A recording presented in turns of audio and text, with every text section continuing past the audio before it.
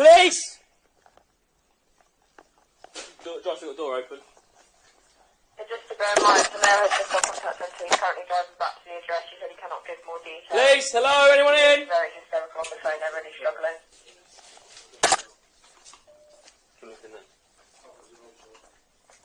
Police, hello? Josh, you've unlocked the front door.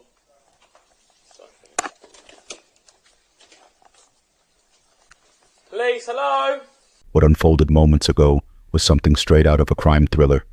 A police team in Woking, Surrey, just south of London, raided the home of a Pakistani man named Irfan Sharif.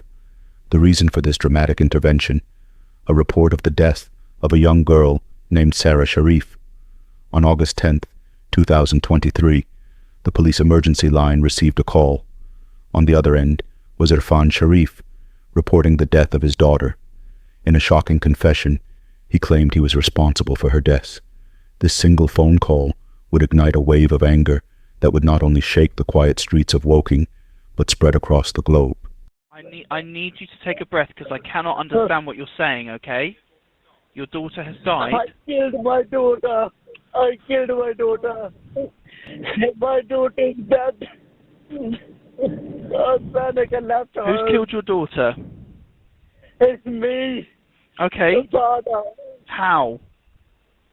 I said she was naughty and physically chastised. I'm going to need you to slow down, okay? How have you killed your daughter? I beat her up. It wasn't my intention to kill her, but I beat her up too much. What led to this all happening? Actually, she was naughty over the last 3-4 weeks, and I was giving her punishment that she to sort her out. And just I did something and she died. Was she breathing when you left? No, she was not. I tried to resuscitate her, tried to give her CPR, everything, but I failed. I left in panic. Following the call, officers rushed to the address. The home was in a peaceful residential area, so calm it felt almost eerie. As they approached, there was no sign of life, no cars parked outside. The lights were off. The house looked abandoned, like a ghostly shell. The officers peered through the windows, searching for any signs of movement, but there was nothing. It was strange. Sharif hadn't mentioned leaving the house, so where was he?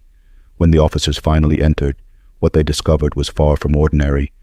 The house was impeccably clean, so clean it raised suspicions. Some walls appeared freshly scrubbed, as if someone was desperately trying to erase something. But the smell, that unmistakable pungent odor, hit them like a wave. It was the smell of decomposition, a smell they had encountered too many times before. The officers quickly spread out to search the house. It didn't take long to reach a bedroom where the grim truth lay waiting. A young girl's body was sprawled on the bed.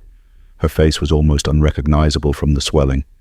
Her skin was bruised and blackened, marked with burn wounds. They didn't need a coroner to confirm it. The smell and the sight told them everything. They had found 10-year-old Sarah Sharif, lifeless. Questions flooded the officers' minds. Who was Sarah?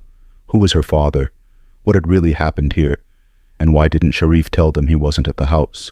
More disturbingly, why call at all if he intended to flee? But Irfan Sharif had left behind something chilling. Under the pillow where Sarah's body lay was a letter. In it, Sharif admitted that he had caused his daughter's death. He claimed it happened during a punishment gone too far, insisting he never intended to kill her. The letter also promised he would return to the UK to surrender himself. As if that wasn't unsettling enough, he had one more request. He wanted Sarah buried in accordance with Islamic traditions. Even in the face of his horrific act, he seemed determined to control her final moments, as if trying to reclaim his authority as a father, a title he had already destroyed. The letter was immediately seized as evidence. The house was declared a crime scene, and forensic teams were called in. Investigators began piecing together the story, diving into Sharif's background. At the station, as the detectives dug deeper, an alarming pattern emerged. Sharif had a history of domestic violence.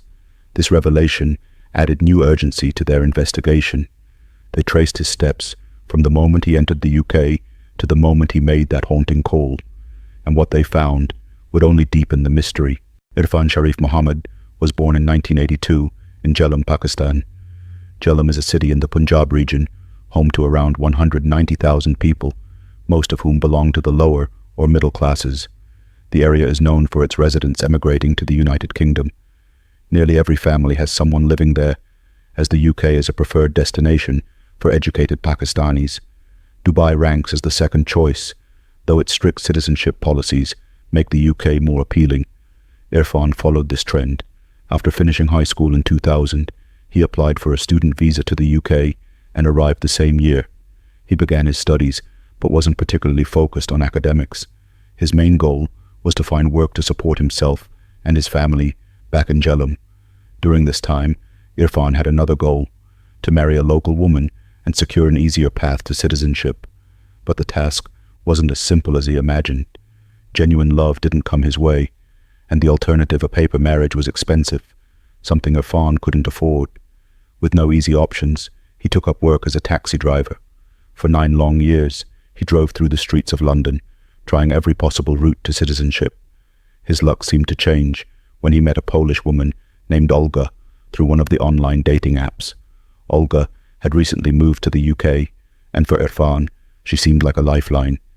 As a European citizen, Olga could help him secure his stay. For Olga, Irfan represented safety in an unfamiliar country. Having lived in the UK for 9 years, he knew his way around and promised to provide her with stability. Or at least, that's what he pretended to offer. In 2010, the couple welcomed their first child. Initially, Irfan tried to be a good father, but it didn't take long for both to realize they were ill-prepared for the responsibilities of marriage or parenting. The cultural and religious differences between them were glaring. Olga was a European Christian, while Irfan was a South Asian Muslim. They had no shared interests, and their relationship was built on shaky ground, cloaked in the illusion of love. Irfan began to change first. Olga discovered his gambling addiction and realized he was losing significant amounts of money. This led to frequent arguments, often escalating into physical altercations. Olga, on the other hand, wasn't an ideal mother. She was neglectful, verbally abusive, and paid little attention to their child. In 2013, their neglect came to a breaking point. A police officer found their 3-year-old son wandering alone in a supermarket. Investigations revealed he was Olga and Irfan's child. Social services placed the boy in foster care, citing the couple's history of domestic violence. Olga tried to explain her actions, claiming she was heavily pregnant and unaware the child had left the house, but social services weren't convinced. The boy had money with him, which he said came from his mother. It was clear she knowingly allowed him to leave. The couple thought the matter ended with their son's removal, but social services flagged Olga's pregnancy and kept them under watch. On January 11th, 2013, Olga gave birth to a baby girl named Sara. Social services were present from the start, but the couple was prepared. They promised to take a 10-week parenting course, care for their daughter, and avoid any domestic violence. Irfan even claimed that previous abuse allegations were false and stemmed from petty arguments. Reluctantly, social services gave them another chance. For the first year of Sarah's life, the couple tried to be good parents, but by late 2014, their efforts crumbled. Social services intervened again after allegations surfaced of abuse against their son, who expressed a desire not to return home. By 2015, their marriage was in shambles. It was during this time that Irfan met a woman named Beenash Batool. She was 13 years younger than him and had recently moved to the UK. Like Irfan, Beenash came from a troubled background. Her strict, overbearing family made her desperate to escape. Irfan saw in Beenash what he lacked with Olga, a shared culture and religion. She spoke his language, understood his heritage, and shared his faith. The connection between them was instant, and their relationship grew quickly. For the first time, Irfan felt he had someone who truly understood him. In 2017, Irfan separated from Olga and began preparations to marry Beenash. This separation set the stage for a bitter custody battle over his children. Irfan, a devout Muslim, wanted to raise them in his faith. Olga, not being Muslim, strongly opposed this. Given Irfan's history of domestic violence, it was easy for Olga to gain custody. But from 2017 to 2019, Beenash played the role of the perfect stepmother. Whenever Irfan's children visited, she went out of her way to make them happy. But her efforts didn't stop there. She subtly manipulated them into resenting Olga, painting her as a villain. This strategy was part of a calculated plan to support Irfan in his custody battle. In 2019, after a thorough review of evidence, testimonies, and statements from the children, who supported Irfan's claim that their mother verbally and physically abused them, the court awarded custody of all 3 children to Irfan. Now, 5 children were under the care of Beenash Batool and Irfan Sharif. By 2020, Sara was 7 years old. Her personality began to stand out from her siblings. Despite her young age, she showed remarkable strength, often taking on a nurturing role toward her younger siblings. But her independent and spirited nature provoked Irfan and Beenash. Sara didn't blindly follow orders. She wanted to understand and be convinced before obeying. To Irfan, this was an unforgivable challenge to his authority, especially given his cultural upbringing, where girls are rarely encouraged to express their opinions freely. He ignored the fact that Sara was growing up in a country that granted her those very freedoms. Irfan, a gambling addict with no patience and a temper that relied on physical force, took Sara's defiance personally. For every instance of stubbornness or willfulness, a natural trait in any child, Sara was met with brutal beatings. Her small body bore bruises and scars, but Irfan never paused to consider that his daughter's strength and individuality could one day become a source of pride for him and his family. One day, the abuse reached terrifying levels.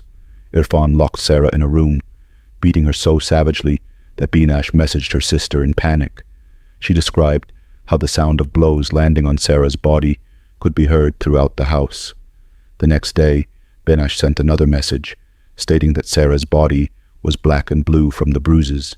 She even attached photos showing the extent of the violence. In the same conversation, she confided in her sister that she was considering reporting Irfan to the authorities and filing for divorce. Despite the horrors she endured at home, Sara tried to shine at school. She was a natural leader, always trying to stand out among her classmates.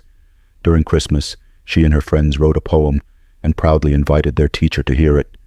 When asked what she wanted to be when she grew up, Sara answered confidently, "Of course, a singer. One day, I'll be on X Factor." She didn't know that this dream would never come true.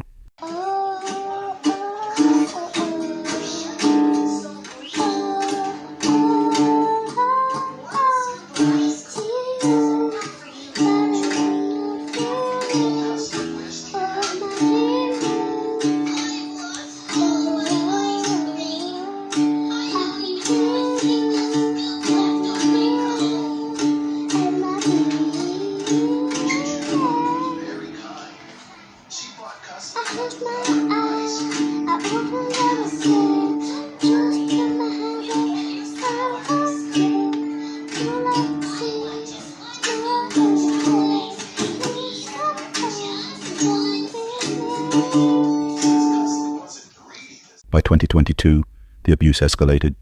Irfan's violence grew more severe as Sara got older. Beenash, who once expressed concern, became increasingly indifferent.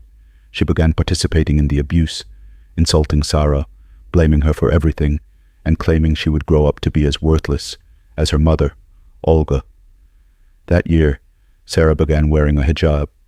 It was an unusual sight for the neighbors, and even for her schoolmates, given that it's rare for children to wear a hijab in many Muslim countries. One neighbor asked Irfan about it. His response was that Sara wanted to wear it as a Muslim girl to express her culture. But what Irfan didn't admit was that Sara wore the hijab to hide the bruises on her face and arms. At school, teachers began noticing what appeared to be bruises on Sara's body. They gently asked her if she was being hurt at home, but Sara remained silent. Sensing something was wrong, the teachers contacted Beenash. That same day, Irfan sent an email to the school administration, informing them that Sara would switch to homeschooling. He claimed it was because she was being bullied at school, and that he wanted to give her more focused attention in her education. It was a lie, a cowardly attempt to hide his escalating abuse. During this time, Irfan Sharif and Beenash Batool hosted Sara's uncle, Faisal Malik, who had recently arrived in the UK. Faisal witnessed Irfan's treatment of Sara, but remained silent. In fact, at times, he even supported Irfan's actions, believing that this was the right way to discipline a child. The abuse continued relentlessly, leaving Sara's small body covered in bruises and scars, with barely an inch of skin, untouched by violence. On August 6, 2023, the situation reached a breaking point. That day, Irfan Sharif tied Sara up and beat her with a metal pipe. A neighbor later described hearing a loud, heavy thud, a single, haunting sound. Then silence. The silence was intentional. Irfan had taped Sara's mouth shut before continuing his brutal assault, striking her repeatedly in a blind rage. He didn't stop until he was certain she was gone. Sara's brief, tragic life, filled with violence and devoid of compassion, had come to a devastating end. In death, she would finally escape the cruelty of her father, her stepmother, and the adults who were supposed to protect her. When Beenash Batool learned that Sara had died, her first instinct wasn't to report Irfan. Instead, she made over 30 calls in just 14 minutes to her family, desperately seeking their help. She didn't tell them that Sara was dead, but her pleas were met with firm rejection. Her family wanted nothing to do with Irfan, knowing his cruel nature and his history of abusing his daughter. With no support, Irfan, Beenash, and Faisal Malik decided to flee the UK and return to Pakistan. They believed that, without an extradition agreement between the UK and Pakistan, they could avoid prosecution. They were wrong, but they didn't know that yet. That night, Beenash contacted multiple airlines to book tickets for herself, Irfan, their 4 other children, and Faisal. Welcome to Southall Travel. My name is Jatin. How may I help? Hi there. I'd like to know about ticket prices to Pakistan. All right. So where in Pakistan you want to go, ma'am? Islamabad. And from which airport? Whichever one's cheapest. Okay. Your travel dates, please. Early as possible. Tomorrow? And return? Single.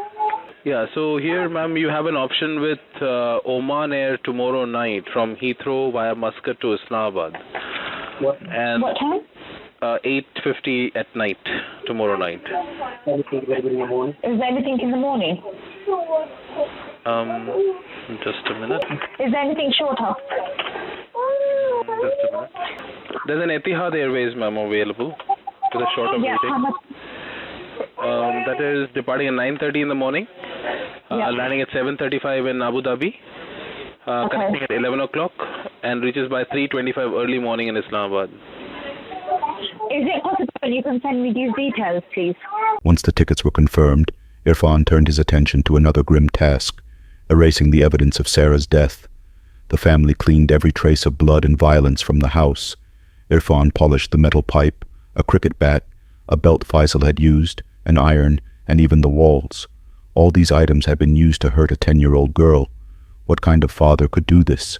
On the day of their departure, Irfan loaded the family into a BMW SUV. As they drove away, their faces were devoid of any emotion. It was as if they hadn't left their daughter's lifeless body alone on her bed. Irfan Sharif and Beenash Batool arrived in Pakistan in the early hours of the next day. They were settled in the family home of Irfan's parents, where his father and mother welcomed them with open arms. In Pakistan, a terrifying series of events began to unfold, driven by the actions of Irfan Sharif and Beenash Batool. After Irfan made the call to UK authorities about Sara's death, he and Beenash started visiting relatives as if they were on a routine holiday. Irfan acted like any expat enjoying a family reunion, seemingly oblivious to the storm brewing around him. What he didn't anticipate was that Sara's death would become one of the most widely reported stories in the UK, and soon, across the globe. The news that a father had beaten his own daughter to death and managed to flee justice sparked outrage everywhere. People were desperate for news of Irfan's capture. As media outlets continued to report on the case, autopsy findings revealed horrifying details.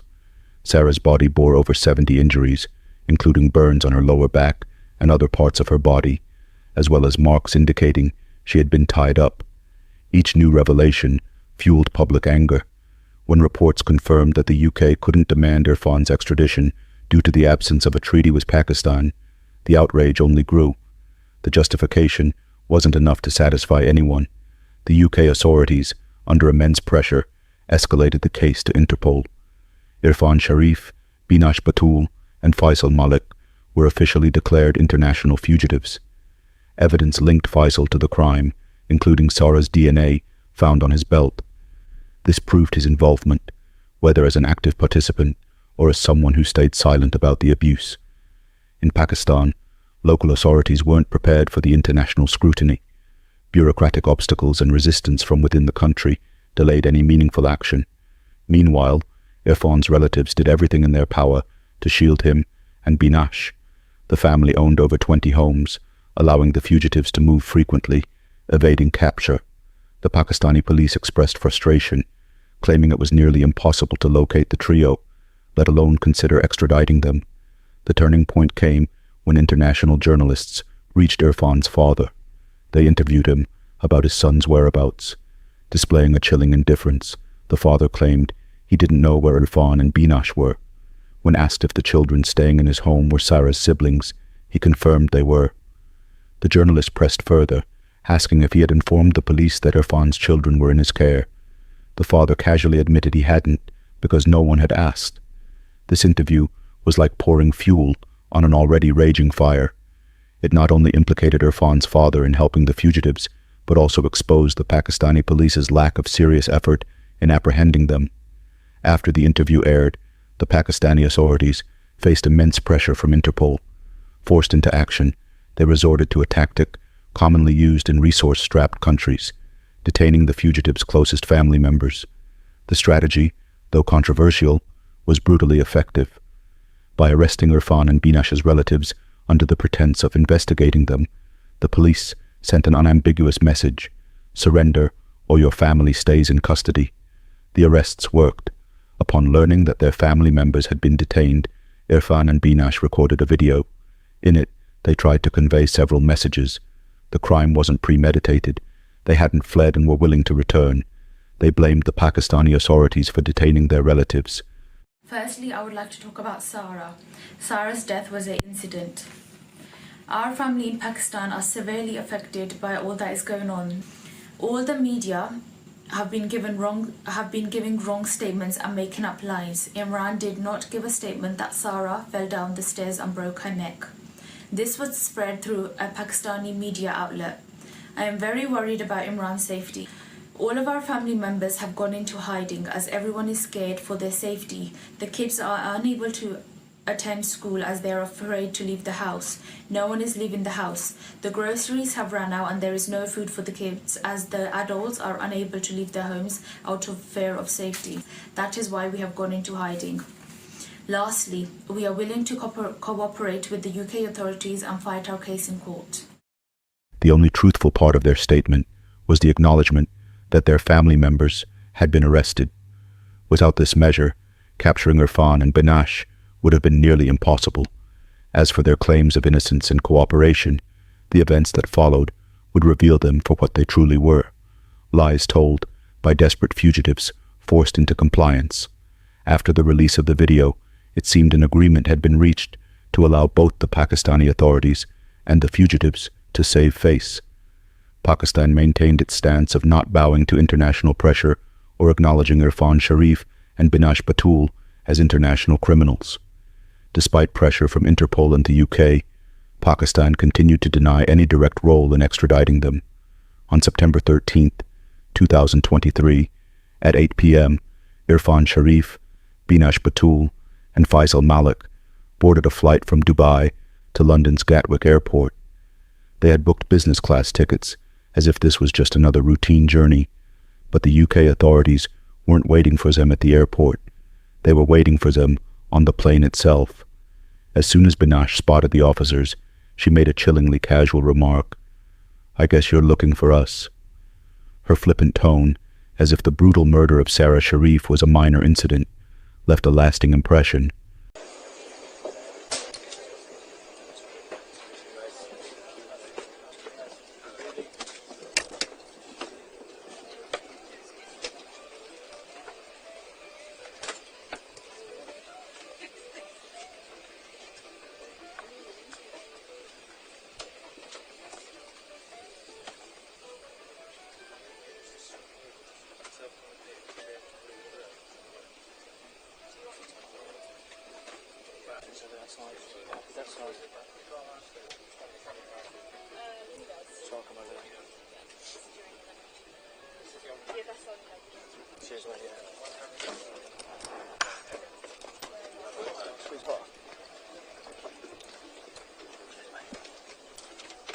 Mr. Malik. Probably, sir.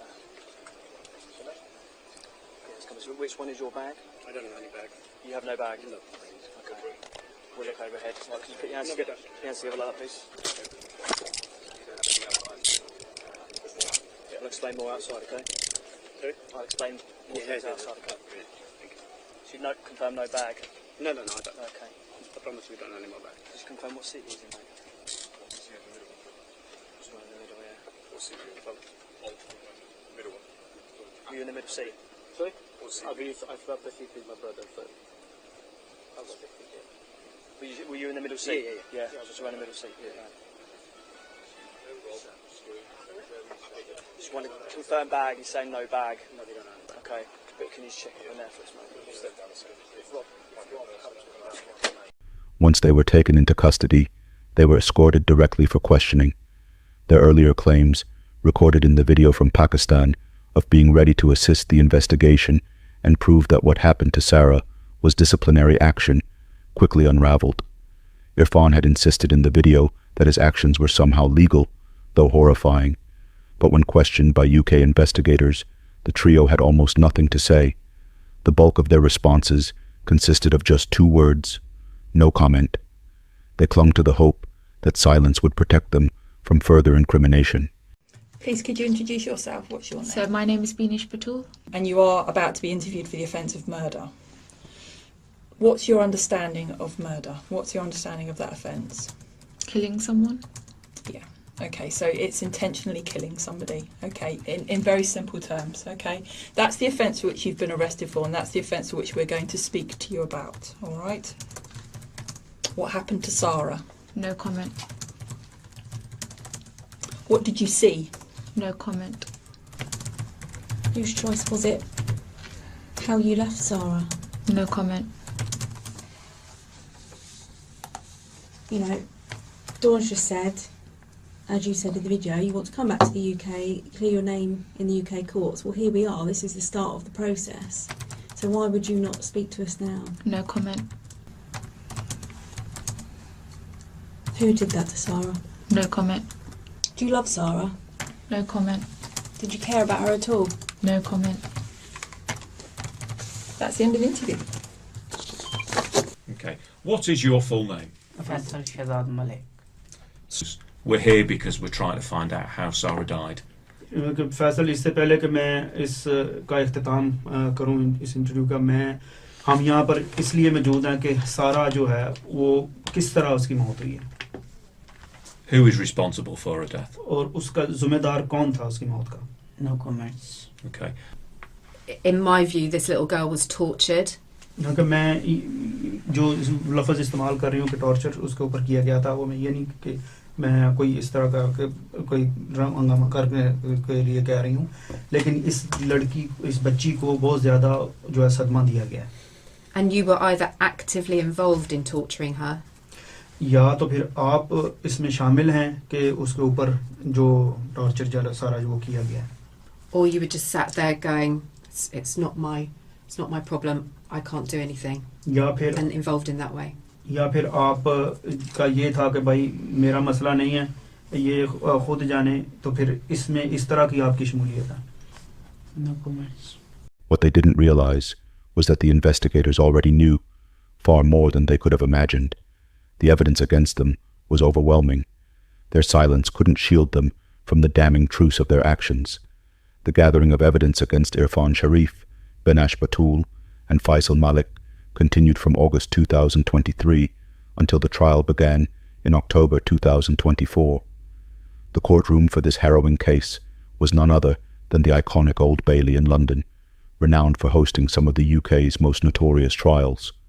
As the trial unfolded, the details presented were far more horrifying than anything the media had reported. The organized and systematic torture inflicted on 10-year-old Sarah Sharif by her father and stepmother was almost beyond comprehension. The prosecution laid out chilling evidence. Found in the Sharif home were tools of torture, a cricket bat, duct tape, a metal rod, and even a plastic mask stained with Sarah's blood.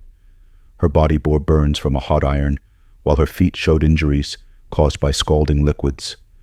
The court heard that Sarah was often left restrained and forced to wear soiled diapers. X-rays revealed 25 fractures across her body, some dating back weeks before her death. Experts testified that these injuries were caused by repeated acts of violence. Most disturbingly, Sarah's hyoid bone, a small, fragile bone in the neck that rarely breaks in children, had been fractured, indicating manual strangulation. Witness testimonies further corroborated the history of abuse. Rebecca Spencer, who lived above the Sharif family's flat on Eden Grove Road between 2018 and 2019, described hearing horrifying daily sounds. These included constant crying, loud banging doors, and noises that suggested someone trying to escape. Rebecca also witnessed Sarah being forced to do chores like hanging laundry and taking out the trash, tasks far beyond her years. One day, after particularly loud disturbances, Rebecca knocked on their door to ask what was happening. Beenash Batool responded by slamming the door in her face, revealing her cold and arrogant demeanor. Chloe Redwin, who later moved into the same building, recounted similar stories. She heard Batool's harsh voice, hurling insults and profanities at the children. Chloe also described the sounds of physical beatings, which Faisal Malik, who moved in during December 2022, observed but did nothing to stop. By 2023, the signs of abuse on Sarah became increasingly apparent. Suddenly, she began wearing a hijab, a stark change that raised eyebrows among neighbors and teachers. Irfan explained this by claiming Sarah was embracing her Islamic faith. But the grim reality was that the hijab served to conceal the bruises on her face and body. Helen Simons, one of Sarah's teachers, testified that she noticed bruises under Sarah's chin and on her cheeks. Concerned, Helen filed a report with the relevant authorities. Tragically, the system failed to protect Sarah, leaving her trapped in her violent home. On August 8, 2023, Sarah's suffering reached its tragic climax. That evening, neighbor Fiona Mellon heard Sarah's piercing screams, followed by a sudden, chilling silence. It was the sound of a life being extinguished. The aftermath was a frantic effort by the perpetrators to cover up their crime. Surveillance footage and receipts showed that Beenash purchased large quantities of duct tape shortly after the incident. Investigators later found this tape, along with restraints and blood-stained clothing, inside the Sharif home. The court's proceedings left the jury and onlookers grappling with the sheer horror of Sarah's ordeal. Her tragic story, pieced together through forensic evidence and witness accounts, served as a grim reminder of the system's failure to protect a child who deserved so much more. When Beenash Batool took the stand, she attempted to portray herself as a powerless victim. She claimed she was forced to obey her husband, Irfan Sharif, and insisted she had no part in Sarah's death. However, investigations revealed that she had purchased the ropes used to tie Sara during the brutal beatings. This evidence dismantled her narrative of innocence. Irfan Sharif, on the other hand, remained steadfast in his defense. He argued that he had been disciplining his daughter legally and never intended to kill her. He claimed to love Sara, though his actions told a story of systematic torture that left no room for love. Faisal Malik, Irfan's brother, insisted he had only visited the household sporadically and denied any knowledge of the abuse. He also claimed ignorance about his belt, which was found stained with Sarah's DNA and used during the assaults. His denials were contradicted by forensic evidence, further implicating him in the crime. In November 2024, the jury delivered its verdict. Irfan Sharif was sentenced to life imprisonment with a minimum term of 40 years. Beenash Batool received 33 years, and Faisal Malik was sentenced to 20 years for his role in facilitating the abuse.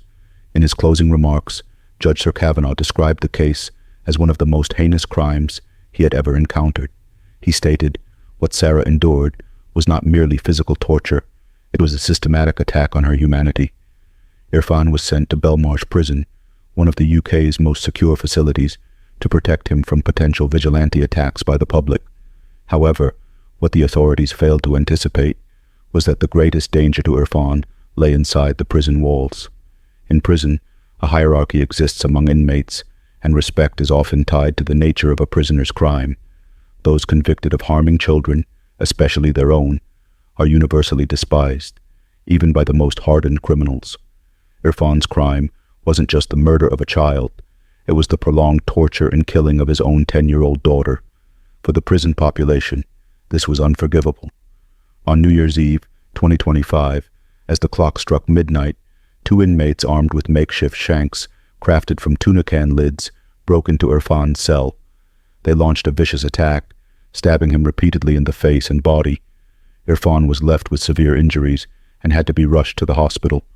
I must admit, I find it hard to feel any sympathy for Irfan. In fact, there's a certain grim sense of justice in knowing that he experienced even a fraction of the pain he inflicted on beautiful 10-year-old Sara. While his suffering can never undo the horrors she endured, it's a reminder that even within the walls of a prison, justice has its own way of catching up. One question remains. What was the true motive behind Irfan Sharif's relentless abuse of Sara? After careful analysis, and in my personal opinion, the root cause lies in Irfan's cultural upbringing. His deeply ingrained belief system dictated that women and girls must exhibit obedience to fathers and husbands, positioning men as the ultimate authority in the household. In Irfan's worldview, control wasn't just expected, it was demanded. Sara, with her strong and independent personality, unknowingly defied this cultural expectation. She refused to submit blindly to Irfan's authoritarian demands, insisting on questioning and understanding before complying. This resistance enraged him, as it challenged the control he was desperate to assert. Day after day, his violence escalated as he tried to teach her submission through abuse. This theory also explains Beenash Batool's silence and her active participation in the abuse. Raised in the same cultural framework, she likely viewed Irfan's actions as a twisted form of discipline, supporting her husband to maintain his perceived dominance. Similarly, Faisal Malik's involvement, whether through direct violence or silent complicity, can be traced to the same toxic mindset, where questioning authority within the family was considered unacceptable.